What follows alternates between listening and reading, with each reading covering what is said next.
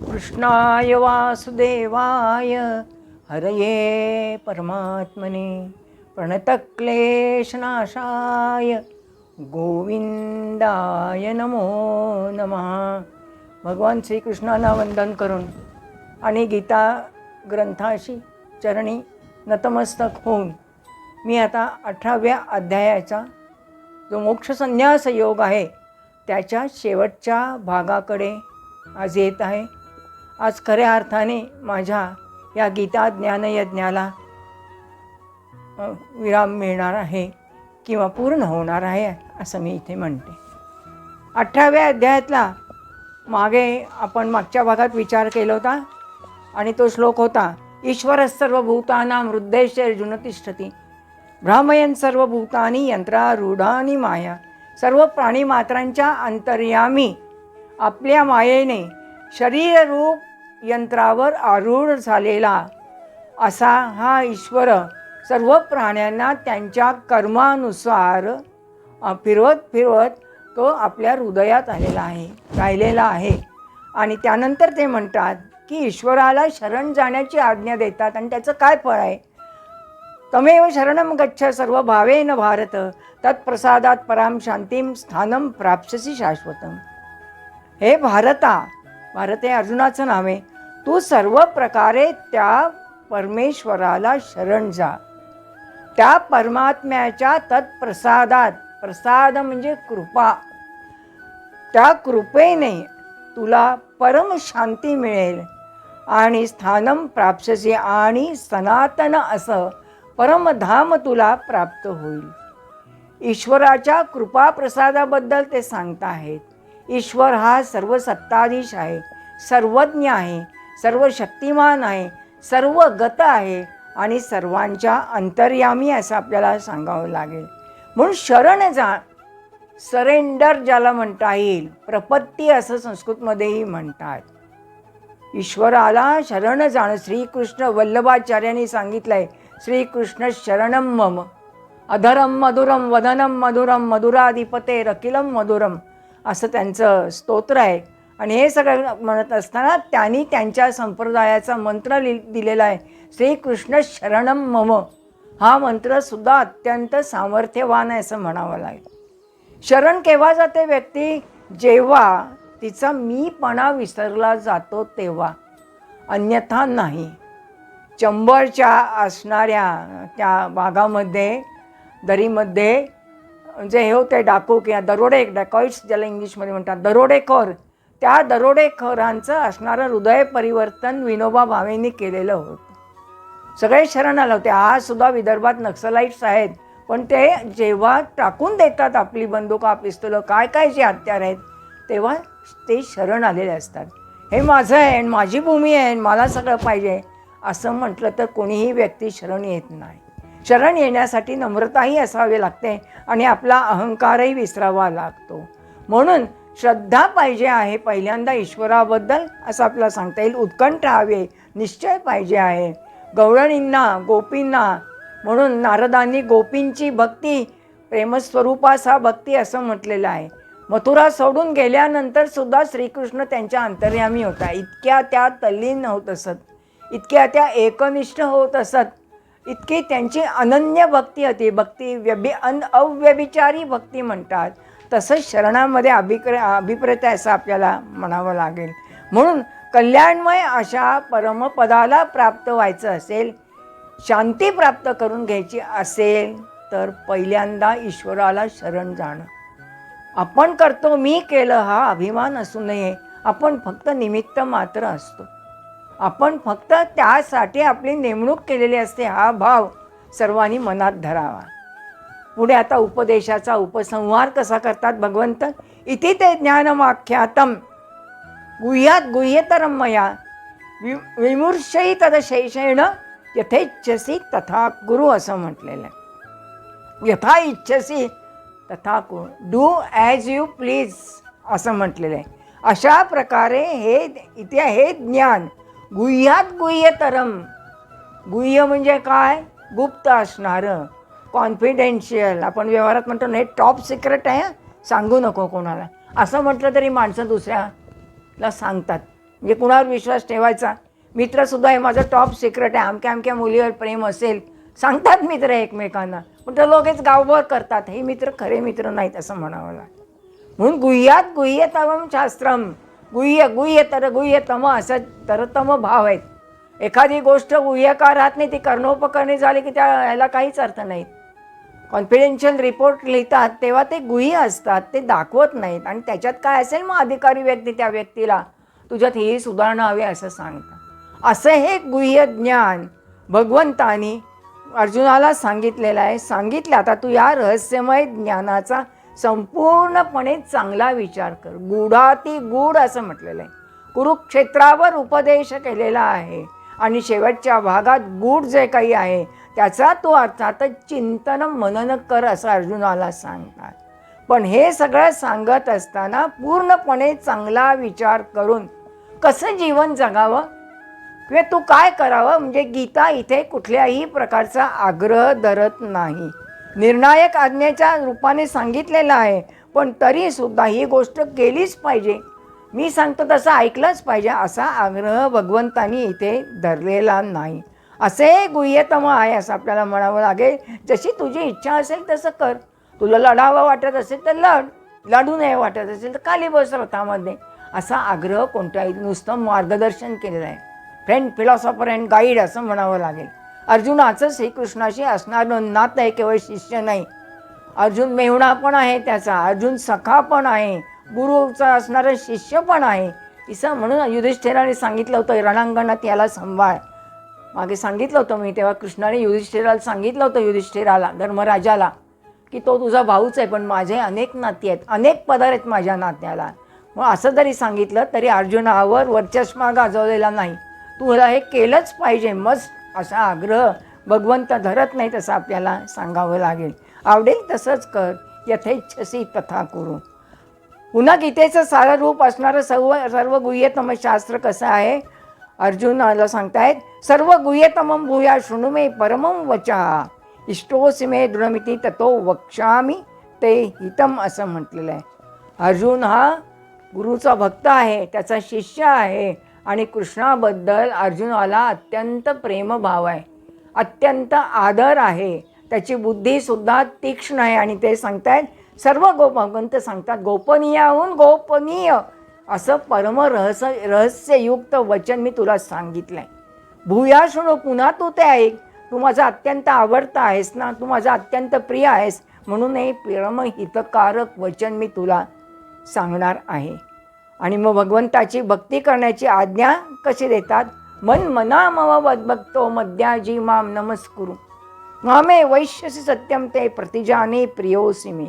मन मना मम मद्भक्त, अर्जुना तू माझ्या ठिकाणी मन, 4-5 गोष्टी सांगितल्यात. माझ्या ठिकाणी मन ठेव. मद्भक्त, माझा भक्त हो म्हणतायत. माझं पूजन कर, मला नमस्कार कर. असे केले असता मामे वैश्यसी सत्यम ते प्रतिजाने प्रियोसी मे असं म्हटलेलं आहे. ऐश्यसी म्हणजे मला प्राप्त करून घेशील. असं केलंस तर तू मलाच येऊन मिळशील. हे मी तुला सत्य प्रतिज्ञापूर्वक सांगतो, कारण तू माझा आवडता आहेस ना, प्रियोसी, तू माझा आवडता आहेस, तू मला प्रियकर आहेस, म्हणून तुला सांगतोय. 4 गोष्टी सांगितलेत. मला येऊन मिळशील, माझा भक्त झाला असणार, माझ्या ठिकाणी मन ठेव, माझं पूजन कर, माझा नमस्कार कर. बघा व्यवहारात सुद्धा नमस्कार हल्ली करत नाहीत. आई वडील सांगतात. माझ्या माहितीतलं एक गृहस्थ आलो ते माझ्याकडे, तेव्हा त्यांनी सांगितलं आपण नमस्कार केला म्हणजे मुलं करतात. आई सांगते नमस्कार कर रे त्याला, असं म्हणतात मुलं. मी मुळीच करणार नाही. हे संस्कार आईवडिलांनी करावे लागतात, गीता म्हाताऱ्या कोताऱ्यांसाठी नाही म्हणून नमस्कारामध्ये नम्रता अभिप्रेत आहे. नाही तर येता जाता स्कूटरवरून असे करायचं असं करा अशी पद्धत खूप असते. ह्याला काही नमस्काराला अर्थ नाही. किंवा हल्ली बक्षीस घेताना सुद्धा असं करतात. ते काय मुजरा करता का तुम्ही त्यांना? खरं तर नमस्कार असे दोन्ही हात ठेवून करायचे असतात. काही भागामध्ये आपल्या महाराष्ट्राच्या पायावर मस्तक ठेवतात. हे खरी नमस्काराची. अभिवादन करण्याच्या प्रत्येक देशातल्या असणाऱ्या पद्धती वेगळ्या आहेत, पण नमस्कारामध्ये नम्रभाव असावा लागतो, विनयशीलता असावी लागते. ही जर असेल ना तुमच्या, म्हणजे आपल्यापेक्षा जो मोठा आहे त्याच्याबद्दलचा आदरभाव असावा लागतो. म्हणून अर्जुनाला सांगतायत तू अर्जुन, हा शेवटी निष्ठा महत्त्वाची आहे. ही निष्ठा नसेल, ही नम्रता नसेल तर काही प्राप्त होऊ शकणार नाही. म्हणून अर्जुनसुद्धा कर्तव्याला तो युद्धाला सन्मुख व्हायला हळूहळू तो तयार झालेला आहे. आणि हे सगळं करत असताना पुढे शेवटी म्हणत आहेत आपल्याला असं म्हणावं लागेल, सर्व कर्तव्य कर्म गीता शास्त्राची सांगता या श्लोकाने होते. 66व्या श्लोकामध्ये गीता खरी पूर्ण होते. पुढे संजय वर्णन करतोय, सर्व धर्मान् परित्यज्य मामेकं शरणं व्रज अहम त्वां सर्व पापेभ्यो मोक्षयिष्यामि मा शुचः. काय सांगतायत? उदात्त असा हा श्लोक आहे. अति उदात्तोत्तम म्हटलं पाहिजे, उदात्तातला उदात्त असा हा श्लोक आहे. सुवर्ण कळस आहे जणू काय असं म्हणावं लागेल. सर्व धर्मान् परित्यज्य म्हणजे सर्व धर्म, इथे धर्म हा हिंदू धर्म, ख्रिश्चन धर्म, मुस्लिम धर्म हा अर्थ अभिप्रेत नाही. इथे धर्म म्हणजे कर्तव्य कर्म. सर्व कर्तव्य कर्म माझ्या ठिकाणी त्याग करून मामेकं मला तू शरणी. अहम त्वां सर्व पापेभ्यो अहम त्वा सर्व पापेभ्यो मोक्षयिष्यामि मा शुचः. आणि मी तुला सर्व पापांच्या पासून सोडवीन असं सांगितलेलं आहे. तेव्हा ऐकणं नुसतंच ऐकलं नाही अर्जुनाने, तर अर्जुनाने ते आचरणात आणण्याचाही प्रयत्न केलेला आहे असं म्हणावं लागेल.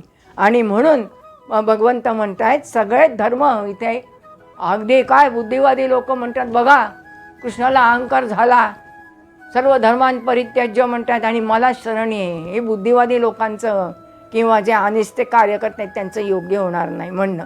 इथे कर्तव्य कर्म माझ्या ठिकाणी अर्पण कर आणि मला शरण ये असं सांगतायत. तर मी तुला सगळं पापातून म्हणजे सगळं काही मनबुद्धी जे आहे ना, मागच्या भागामध्ये मी सांगितलं होतं इंद्रिय घोडे आहेत, मन लगाम आहे, रथी बसलेला आहे आत्मा आणि बुद्धी बरोबर सांगत असते हे कर का ते कर, करू नको आहे पाऊल कोणा. म्हणून जे जे काही कर्म आपण करतो त्याच्या अंतःकरणात आपल्याला त्याच्या पाऊल खुणा उमटतात बघा.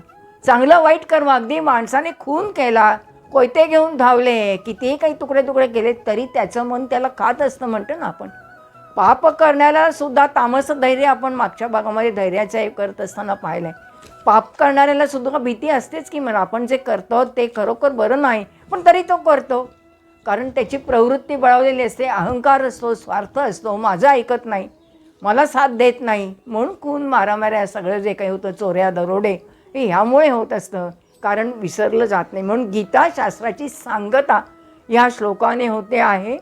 सगळं म्हणजे कर्तव्य कर्म त्याग कर, म्हणजे कर्म सोडू नको, मला अर्पण कर आणि सर्वाधार परमेश्वराला शरण ये. मग चतुर्विधा, मग कुणाला गीता सांगावी बुवा? गीता सर्वांसाठी आहे माहिती आहे. मी गीता सांगत असताना 91 सालापासून मी गीता सांगत आलेली आहे आणि माझ्यावरही टीका केली बऱ्याच लोकांनी, काय सांगता कवी मॅडम गीता, काय चातुर्वर्ण्य सांगता, काय हे करता, काय ते करता. म्हटलं गीतेची 5-25 पुस्तकं वाचा, अभ्यास करा आणि मग माझ्याशी वाद घालायला या. त्याच्यात काय सांगितलं आहे काय नाही आपण चर्चेने हा प्रश्न सोडू. हा मुद्दा जाऊ दे, पण कुणाला सांगावी आणि कोण योग्य आहे पात्र गीतेला? इदम ते ना, कुणाला सांगू नये. इदम ते ना तपस्काय ना भक्ताय कदाचन न चा शुश्रूषवे वाच्यम न च माम योभ्य श्रूयते. म्हणजे काय म्हटलंय? इदम ते ना तपस्काय, जो आपल्याला असं म्हणावं लागेल गीतारूप रहस्यमय उपदेश कधीही तप न करणाऱ्या माणसाला सांगू नये. तसेच भक्तिहीन नचा इदम ते ना भक्ताय कदाचन, भक्तिहीन माणसाला तर अजिबात सांगू नये. ऐकण्याची इच्छा नसणाऱ्यालाही सांगू नये. आणि माझ्यामध्ये दोष पाहणारे 4 गोष्टी सांगितल्या. माझा मत्सर करणारे, माझा दोष पाहणारे जे काही आहेत ना त्यांना तर मुळीच सांगू नये. श्रीकृष्ण असा आहे, 16,108 मुलींना पळवलं, अमुक केलं तमुक केलं, कृष्णाबद्दल असं वाईट बोल. खरं तर कृष्ण सगळ्यांचा आवडता आहे. UP-मध्ये उत्तर प्रदेशात वगैरे गेला तर कितीतरी कृष्णाची भजनं, इतके कृष्णभक्त लोक आहेत. मेरे तो गिरीधर गोपाल म्हटलं होतं संत मीराबाई. म्हणून हा गीतामय रहस्यमय उपदेश कधीही आता तप म्हणजे काय? तप म्हणजे तप्पे ते इथे तपा, जे तापवलं जातं त्याला तप. शारीरिक, मानसिक, वाचिक 3 प्रकारची तपं असतात. त्याच्यासाठी काही दाढी वाढवा, भगवी कपनी घाला, जटा वाढवा, अशी तपस्व्याची आपली प्रतिमा असते भारतीय हिंदू धर्मात किंवा भारतीय संस्कृतीत. असं काही तपस्वी मनुष्य ह्या समाजात सुद्धा आहे. महर्षी अण्णासाहेब कर्वे एक एक रुपया त्यांनी गोळा केला आणि SNDT विद्यापीठ उभं केलं. 100 वर्षाच्या पुढे जगले माहिती आहे आपल्याला सगळ्यांना. शिक्षण महर्षी म्हणतात त्यांना, महर्षी अण्णासाहेब कर्वे. कितीतरी नावं आपल्याकडे अशी घेता येईल. कितीतरी नेते आहेत शिक्षण क्षेत्रात काम केलेले, राजकीय क्षेत्रामध्ये काम केलेले. आपले माजी पंतप्रधान शास्त्रीजी, लालबहादूर शास्त्री जेव्हा पंतप्रधान म्हणून ताशकंदनंतर त्यांच्याकडे अकाउंटला काही पैसे फारसे नव्हते. उलट त्यांना कर्ज फेडायचंच होतं. असे निस्पृह लोक आहेत. तप म्हणजे काही जंगलात जाऊन, रानावनात जाऊन, हिमालयात जाऊन, गुहेत राहून करणारेच तपस्वी असतात असं नाही. समाजात आहेत, देशात आहेत, राष्ट्रात आहेत, बाहेरच्या देशामध्ये सुद्धा आहेत, हेही आपल्याला माहिती.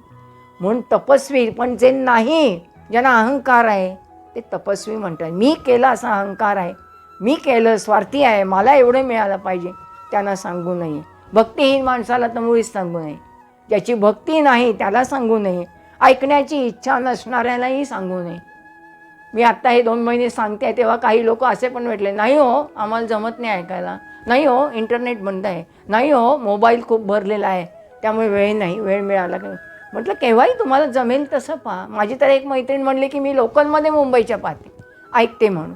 कुठेही ऐका, पण मनाला काहीतरी एक आपल्याला दिशा मिळाली पाहिजे. पण जे माझे भक्त आहेत, जे माझा द्वेष करतात, माझ्याबद्दल मत्सर भाव ठेवतात आणि मलाबद्दल माझ्याबद्दलची वाईट कीर्ती करतात, अशांना तर कधीही हे सांगू नये, गीता सांगू नये. य इमं परमं गुह्यं मद्भक्ते शोभिदास्यति मक्तिं मयी पराम कृत्वा मामे वैश्यत्य संशय म्हटले. य इमं गीतेच्या प्रचाराचा महिमा सांगतायत भगवंत. जो पुरुष माझ्या ठिकाणी परमप्रेम ठेवतो आणि हे परम रहस्ययुक्त, गुह्य म्हणजे रहस्ययुक्त, मद्भक्त्वेष्व अभिधास्यती म्हटलेलं आहे, सांगतो. म्हणजे हे परमरहस्ययुक्त गीताशास्त्र माझ्या भक्तांना सांगतो, तो मलाच प्राप्त होईल. जो गीता ज्ञान, जो कोणी गीतेचा यथायोग्य अर्थ सांगू शकतो ना, त्याला श्रीकृष्ण प्रणित जीवन मार्ग अनुसरायला सांगतात आणि त्याचा गौरव भगवंतांनी इथे केलेला आहे. मी सांगितलेला हा उपदेश, मी सांगितलेला तुला हे मार्गदर्शन जे केलेलं आहे, हे जे मी आता मंथन केलेलं आहे विचाराचं, ते सगळं जे काही आहे ना, ते मी तुला आत्ता सांगतो आहे. पण हे जे दुसऱ्याला सांगतात शुद्ध भावनेने, ते काय म्हणतात, मामे वैश्यत्य संशया, ते मलाच प्राप्त करून घेतात. ते माझ्याशी एकरूप, यात अजिबात संशय, नो डाऊट म्हणावं लागेल.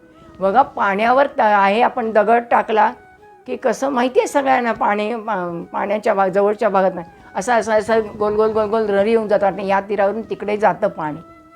तेलावर टाकला तर नाही, असं आपल्याला माहिती आहे. आणि डांबरावर टाकला तर त्याचा नाशच होतो माहिती आहे दगडाचा.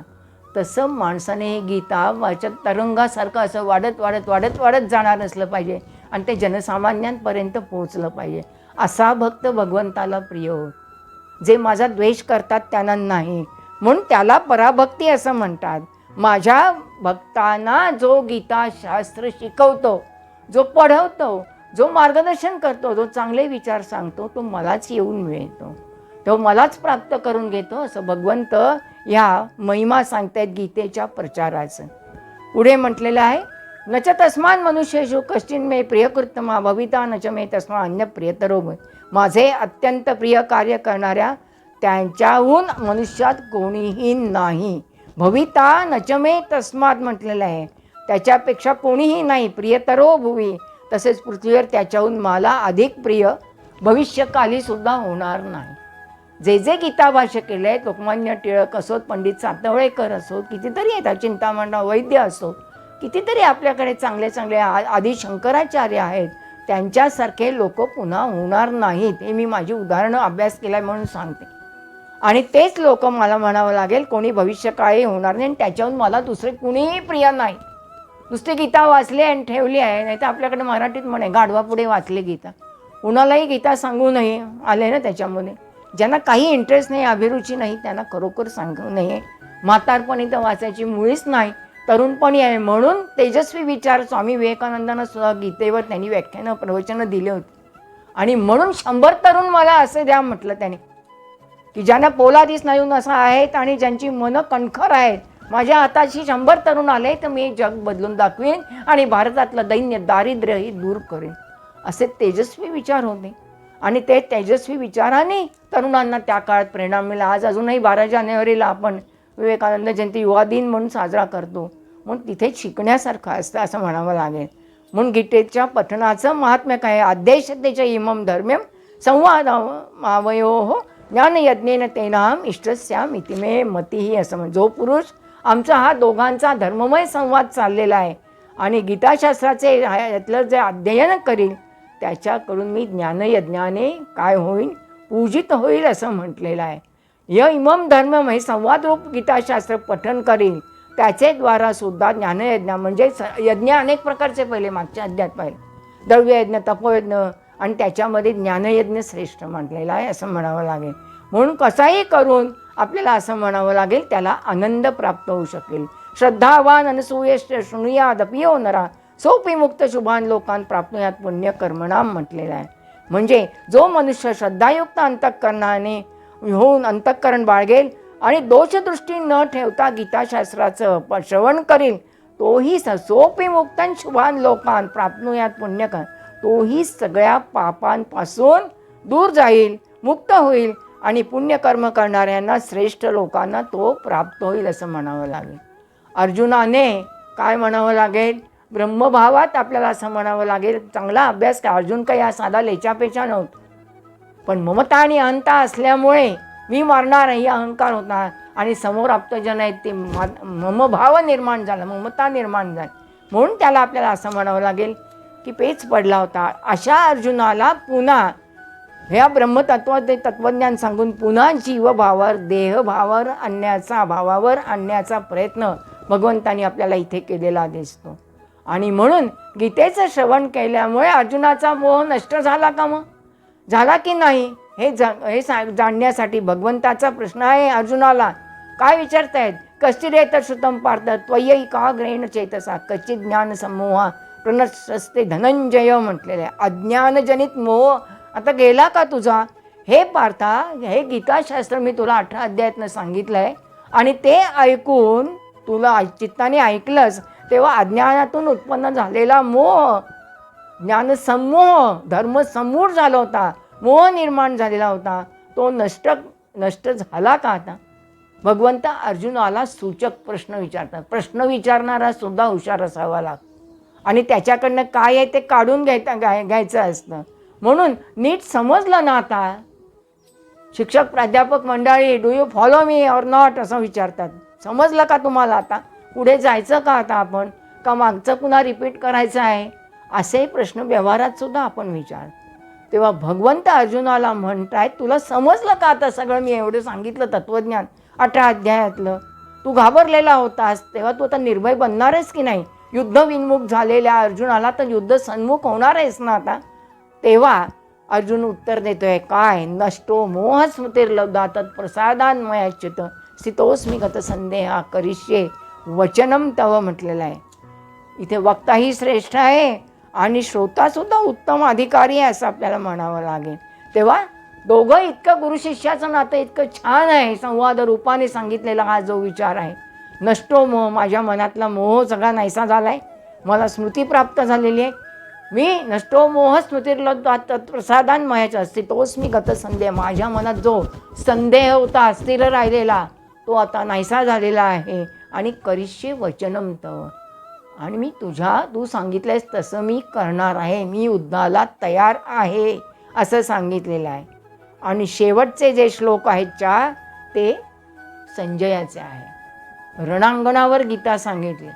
विरोधक असं म्हणतात कसं काय रणांगणावर सांगितली, केव्हा सांगितली? मला बऱ्याच लोकांना 18 दिवस सांगितली का? 18 दिवस सांगितलं असतं तर युद्ध कसं झालं असतं? किती वेळात सांगितली? 10 मिनिटात सांगितले का एका प्रहरात सांगितली? म्हटलं युद्धाच्या आधी 1.5 तास सांगितले. 1.5 तासामध्ये या 700 श्लोकातलं सगळं तत्वज्ञान भगवंताने अर्जुनाला सांगितलेलं आहे आणि म्हणून तो तयार झालेला आहे. आता अर्जुनाच्या संवादाचा महिमा झाल्यानंतर आता संजय हा सूतपुत्र होता. संजय हा व्यासांचा शिष्य होता. संजय हा धृतराष्ट्राचा सुद्धा सारथी होता आणि व्यासांच्या कृपाप्रसादाने त्यांना दिव्य दृष्टी प्राप्त झालेली होती. आणि म्हणून म्हणजे आजच्या काळातलं दूरदर्शन म्हणू आपण. संजय रणांगणावर काय घडतं आहे ते धृतराष्ट्राला सांगत असे. आता काय आहे, आता संजय म्हणतात, इतिहं वासुदेवस्य पार्थस्य च महात्मना संवादमिम श्रौषम अद्भुतम रोमश. अलौकिक अद्भुत असं आपल्याला म्हणावं लागेल. अशा प्रकारचं असणारं श्री वासुदेव आणि महात्मा अर्जुन यांच्यातला अद्भुत अलौकिक रहस्यमय असा रोमांचकारक असणारा संवाद मी ऐकला. माझे सगळे अष्टसात्विक भाव जागृत झाले, अंगावर रोमांच आलं, घाम आला मला. मी त्याच्याशी एकरूप झालो असं म्हणावं लागेल. आणि हे सगळं दृश्य मी पाहता आहे. आणि व्यासत प्रसादा श्रुतवाने तद गुह्यम परम योगम योगेश्वरात कृष्ण साक्षात कथयता स्वयं.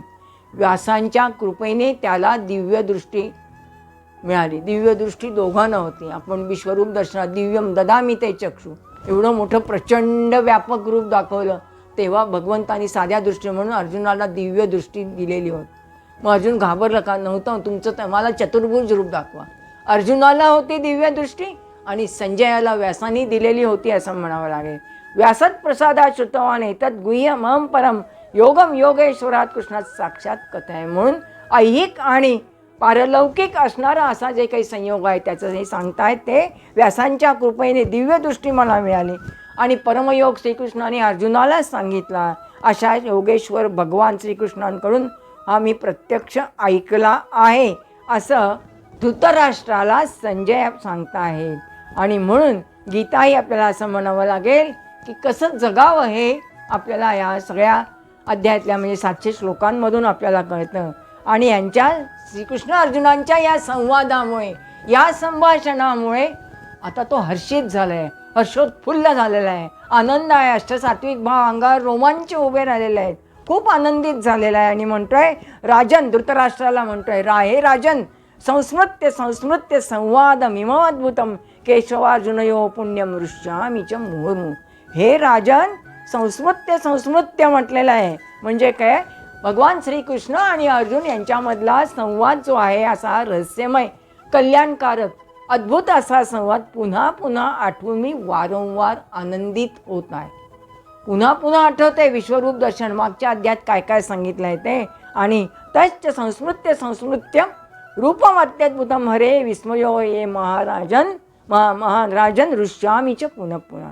ते हरीचे अलौकिक रूप पाहून वरचेवर मी आठवत आहे, पुन्हा पुन्हा माझ्या स्मरणासमोर उभं राहत आहे, स्मृतीसमोर. आणि माझ्या मनाला खूप आश्चर्य वाटतं आहे आणि मी वारंवार हर्षोत्फुल्ल झालेला आहे. ऋष्यामीच मुहुर्मुहुः. हर्ष झाला आहे मला, आनंद झालेला आहे. इतकं सुंदर भगवंतांनी सांगितलेलं आहे, त्यांचं रूप, त्यांचा संवाद, त्यांच्यातलं धर्म, नीती, हे सगळं मी पुन्हा पुन्हा आठवत आहे. आणि ज्याच्यामध्ये आपल्याला असं म्हणावं लागेल की निर्दोष नीती सांगितलेल्या आहे असं म्हणावं लागेल, तो शेवटचा श्लोकाने आपण इथे समारोप करणार आहोत. शेवटचा श्रीकृष्ण आणि अर्जुन यांच्या प्रभावाचं कथन केलेलं आहे इथे शेवटी. यत्र योगेश्वर कृष्ण यत्र पार्थो धनुर्धरा तत्र श्री विजयो भूती ध्रुवा नीतिर्मतिर्मम. हा श्लोक सुद्धा यत्र योगेश्वर संकट काळामध्ये सुद्धा हा श्लोक माणसाला आधार देतो. या श्लोकात सुद्धा एवढं मोठं सामर्थ्य आहे. हे राजन, आणखीन काय सांगू तुला. धृतराष्ट्र, ज्ञानेश्वरांनी शेवटच्या म्हातारा मोहीन असला म्हटलं. एवढं सगळं झाल्यावर सुद्धा धृतराष्ट्र शरीराने अंध होता, डोळ्यांनी अंध होता, पण मनाने पण अंध होता म्हटले माऊली. आणि विचारत आहे की आता कोण जिंकेन. मग एवढं सगळं झाल्यावर युद्धामध्ये कुणाचा विजय होईल, कुणाचा पराजय होईल आणि कुणाचा विजय होईल हे विचारल्यानंतर सांगताय संजय, यत्र योगेश्वर कृष्ण यत्र पार्थो धनुर्धरा. जिथे जिथे भगवान श्रीकृष्ण आहे, जिथे जिथे पार्थ, धनुर्धर पार्थ आहे. धनुर्धर म्हटलेलं आहे बघा इथे, साधा नाही. धनुष्य आणि बाण हे पराक्रमाचं प्रतीक आहे. म्हणून प्रभू रामचंद्र सुद्धा समर्थ रामदास स्वामींना धनुर्धारी अशा उपास्य दैवत त्याने घेतलं. इथे कारे उभा श्रीरामा मनमोहन मेघ, कमरेवर हात ठेवलेला नाही, तर धनुष्यबाण हातात घेतलेला असा धनुर्धारी प्रभू रामचंद्र हे त्यांचं उपास्य दैवत होतं. अशा धनुर्धर जिथे जिथे आहे, जिथे योगेश्वर श्रीकृष्ण आहे. योगेश्वर म्हटलं आहे. सगळ्या 18 अध्यायात वेगवेगळे योग सांगितलेले आहेत. आणि तिथे श्री विजयो भूती ध्रुवा नीतिर्मतिर्मम म्हटलेलं आहे. तिथे श्री आहे, तिथे वैभव आहे, तिथे काय आहे, विजय ठरलेला आहे, तिथे विभूती आहे, तिथे भरभराट आहे, तिथे अचल नीती आहे. निर्दोष नीती समाजाची असेल ना तर त्या राष्ट्राची भरभराट होते. आपल्यामधील उत्कृष्टता, आपल्याला दिव्यदृष्टी जी आहे ती प्राप्त करून घ्यायची असेल, मोक्ष प्राप्त करून घ्यायचा असेल, आपलं जीवन उन्नत करून घ्यायचं असेल, प्रगती साधायची असेल, विकास करायचा असेल, आणखीन उच्चतर उच्चतम पर्यंत पातळीपर्यंत जायचं असेल तर चांगली नीती, अंतःकरण शुद्ध आणि आपल्याला असं म्हणावं लागेल स्वार्थरहितता, त्याच्यानंतर ईश्वरपरायणता, भक्ती असली पाहिजे. ज्ञान आणि भक्ती, कर्म आणि ध्यानयोग हे सगळे 4 मार्ग असले ना तरी ज्ञाना एवढीच भक्तीही तेवढीच श्रेष्ठ आहे. भक्तीने अनेक माणसं तारून गेलेले आहेत. अहंकार विसरून रामेश्वर भट्ट तुकारामानं शरण गेलेले आहेत. माहिती आहे आपल्याला. कुठलं जातीपातीचा कोणी विचार करत नाही. लोक जरी टीका करत असले तरी हा स्वार्थ, हा अहंकार विसरून हे माझं नाही, इदम न मम अशा भावनेने माझी परमेश्वराने नेमणं असं जर विचार केला तर माणसाची निश्चितच अर्थातच उत्तम गती त्याला प्राप्त होईल. माणसाचा विकास होईल, प्रगती होईल, अधिकाधिक जीवन उदात्त उन्नतोत्तम म्हणावं लागेल, अधिक उन्नत होईल. हे उन्नत करण्यासाठी गीता ही तरुण वयात, लहानपणी गीता पाठांतर केलं जातं पण अर्थ माहीत नसतो. पण तरुण वयातनं 20-25 वयानंतरचं जीवन बरंच जायचं असतं.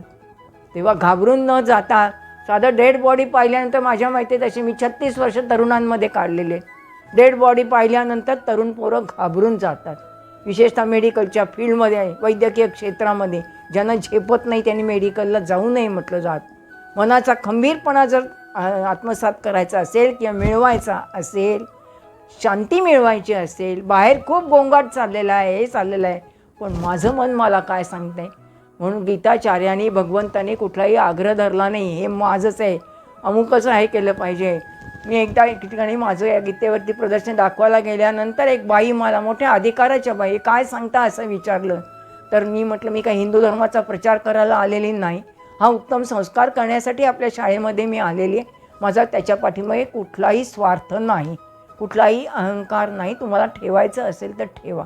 Gita is for all people, for all world म्हटलेलं आहे.